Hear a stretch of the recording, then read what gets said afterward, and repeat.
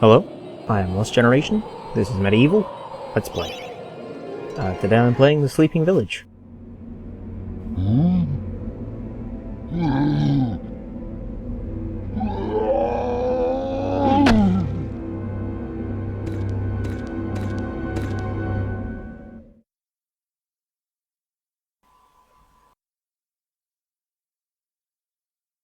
You may have already guessed the gimmick to this one. Poor villagers. The master possesses them. It mustn't hurt them. Hurt guards, though. They seek out an object of great power. Sometimes sacrifices need to be made, Gargoyle. Besides, they'll never let you kill people in a children's game. Though I do wonder why the chalice is already at 59%. See, she's fine. She just gets up and runs away. That is the wrong route. Okay. I think she just exploded.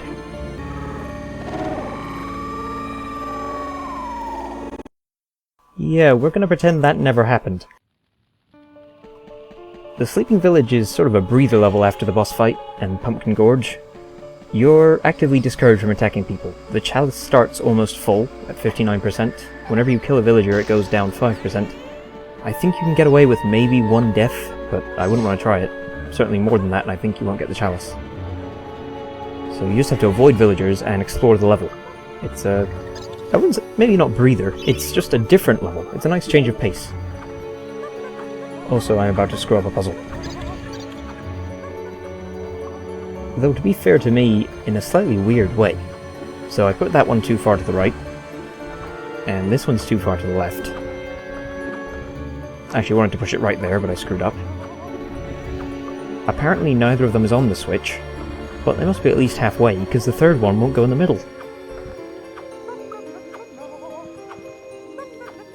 Also, you can see that gate there. Don't open it until you've got that block held down. Otherwise you're trying to push blocks while that woman chases you with a frying pan. I don't know about you, but I don't think I can do anything while someone's chasing me with a frying pan. Doing it correctly this time. And that was just to show, you can stun them with the dash, the shield dash. That, it counts as an attack, but it also doesn't do any damage, so that's the best way to do it. The hammer's shockwave will also stun people, but I don't like using it, because if you use it too much, there's a risk you'll kill someone with it. So yeah, just run into them with the shield. The downside, it does knock them away. There's at least one or two people next to water, and if you use it on them and knock them in the water, they drown. Ideally, just try and avoid people. They don't do that much damage, so you shouldn't have to attack them.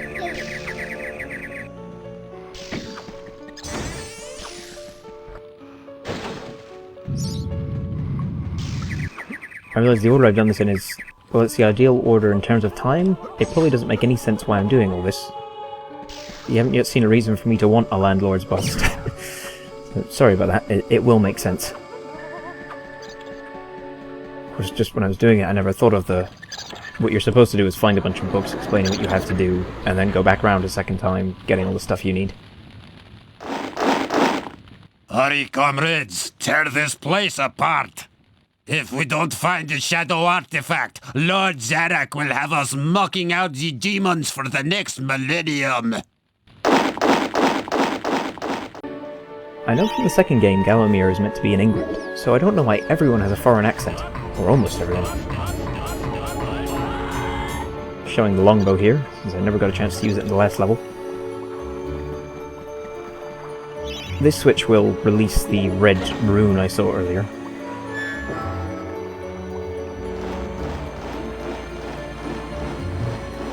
Also show their expert patrolling pattern. One thing I noticed doing this, I did a practice run of MediEvil 2 as well while I was waiting for the voting to finish, and I didn't realise how big a difference it makes. The spear, I wouldn't normally use on normal enemies. It's too strong generally. The MediEvil 2 adds an ability to quickly switch between weapons. You press L1 and square and your last weapon gets swapped in. And it's just surprising how much time that saves you. It's whatever else you think of MediEvil 2 compared to MediEvil 1, it is a big improvement. Yeah, as I said when I put up the vote for them, the longbow is better for regular enemies. Though it's not as strong, you get much more ammo. Hang on, I can do this in my head. Roughly 5 times more ammo? No, nearly 6 times more ammo will be close, isn't it? Oh dear. Whereas the spear is, since you only get 30 of them, the spear is... Ah, I got shot by a guy on camera. That is their only attack, they shoot at you. It's a sort of shotgun spread of pellets.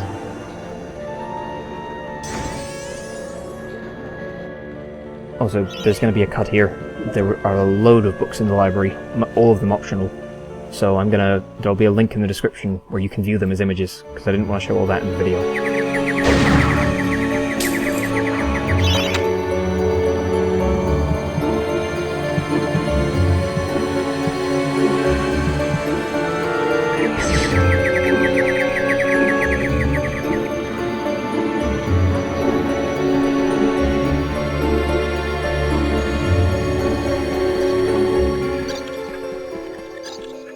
And now, using foresight, I know that I need to use the crucifix and the bust, and melt the bust into the crucifix cast. As I said, on your first time through you wouldn't know that at all, so you'd be going reading the books to find out what you had to do. Also, I also put this book in the link along with the library stuff. That's why I skimmed through it.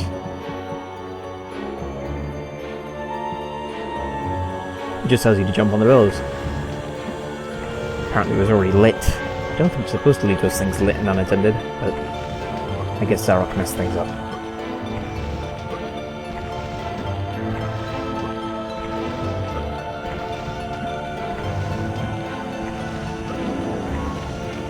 And the church is right across from, opposite from this. That's the place where there's a guy in there. If you stun him, you might knock him in the water.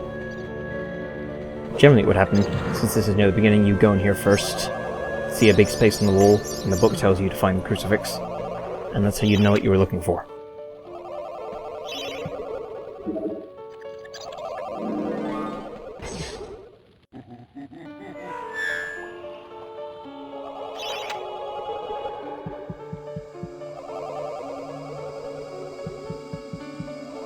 Also, that is probably the best description of Zarok you'll see.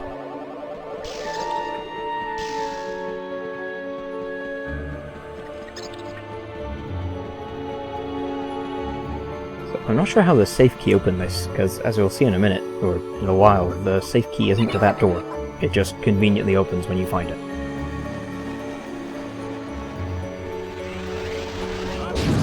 These guys are also vulnerable to chicken drumsticks. I think most enemies are. That gets nerfed a bit in MediEvil 2 as well. A lot more enemies have immunity to it. The front door is locked, so it's time to play Santa. I think I said before about the Tim Burton inspirations. Even if it wasn't planned, that definitely reminds me of Nightmare Before Christmas.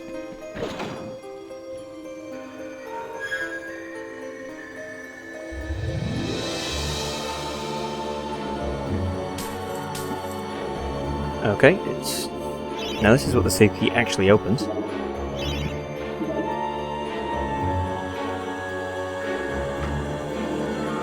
I'm kind of wondering why Zarok didn't get this himself when he was... in the opening cutscene is Zarok going through this very village.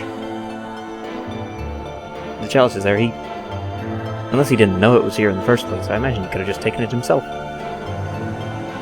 As hinted by the cutscene, I'm about to fight 4 guys with guns at the end of a long, narrow passageway, and that will be quite threatening if they weren't idiots. Look, they all try and occupy the exact same space.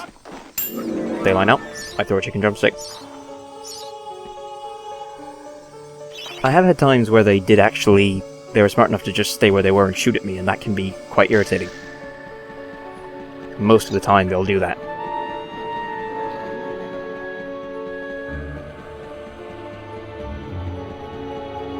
Now grab the chalice, and that is it for the Sleeping Village, I believe.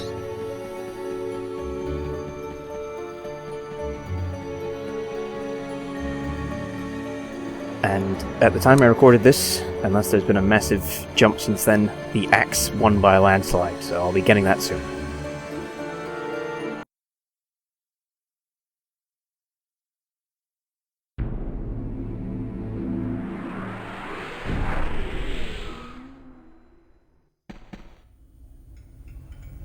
back and forth like a supernatural yo-yo. Maybe the master will make it harder to find those magic egg cups. I've only noticed it now I'm doing an LP, but if Zarek controls all the gargoyles, why is there one in the Hall of Heroes? That just doesn't make sense to me. Even stranger, they still help Dan, though they're passive-aggressive about it. Also, that is, that graffiti is the other one I'm trying to look at, just seems to be a stain or something. It's just a splotch. The Dan graffiti appears in multiple places, and it's probably just a designer joke, but story-wise, there's no way Dan could have done it, so maybe he has a fan in here.